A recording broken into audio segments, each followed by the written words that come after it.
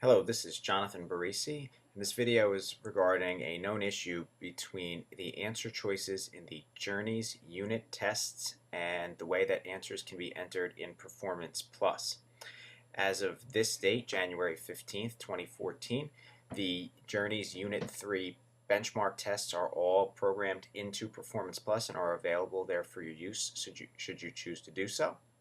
However, as you can see here, I have a Unit 3 Grade 3 benchmark test. And as we scroll through the first reading passage and we go down to the place where the students start answering questions, you can see that question number 1 has an ABCD naming convention, whereas question number 2 has an FGHI naming convention. So this alternating naming convention for answer choices goes for every single grade in 1 through 5 in the Journeys assessments. And the problem with that is that in Performance Plus, you can only enter answer choices in the A, B, C, D, and E, if the assessment allows it, answer choice format. So I'm going to attempt to show you now how to deal with that if you are manually entering your scores on the Unit 3 benchmark test. So if you are a teacher, in this particular example, I'm pretending to be a grade 3 teacher in the district. If I were to click on my classes icon, it will bring up my class list. And if I wanted to grade my Journeys assessment for my class, I could choose really any section, but I'm going to choose the reading one. And you choose the grade assessment button at the end of the class. When you do that, it will bring up the choice for which assessment you want to grade. By default, it should list the third grade assessments for English Language Arts if you did it in the way I just did. So I'm going to click the radio button next to third grade Unit 3 benchmark test and hit continue. And it's going to bring up my student roster. I then will click the switch to mass grade option, which will bring up a matrix where I can quickly enter in the answer responses for every single student in my class. So as you can see here, I have my students listed down the left-hand side and all of the question numbers across the columns. When I click in any one box for a question, it brings up what the correct answer is for that question, as well as how many points that it is worth.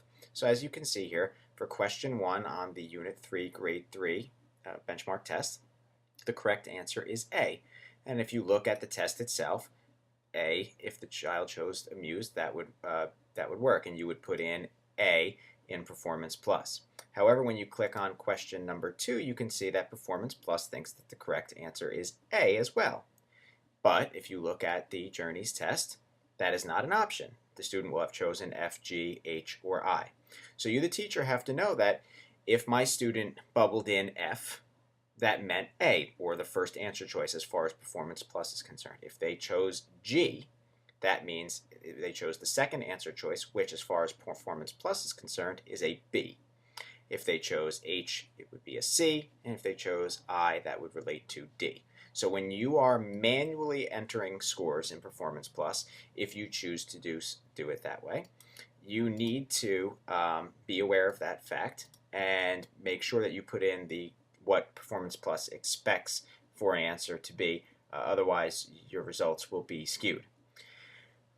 To help deal with that, the reading coaches, literacy coaches, and I have worked and taken all of the Unit 3 benchmark tests and change them to match the Performance Plus naming convention. So somewhere in your building, and you can ask your principal if you want direction on where, there is a copy of the Unit 3 test for your particular grade level. It is a photocopied version that, if you look at the answer choices, will be of the form not A, B, C, D, F, G, H, I, but A, B, C, D, A, B, C, D.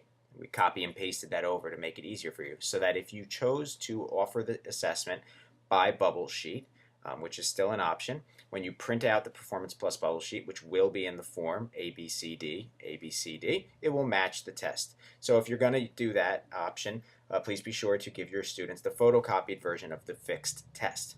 Going forward, We are working with Performance Plus and expect that for the Unit 5 or the end of year benchmark tests that everybody will be given, that we will have a customized bubble sheet that is printable from Performance Plus that will actually match what you have in your assessment handbooks, which is the A, B, C, D, F, G, H, I. However, if you still choose to manually enter scores, you will always have to do that correlation between an F is an A, G is a B, etc.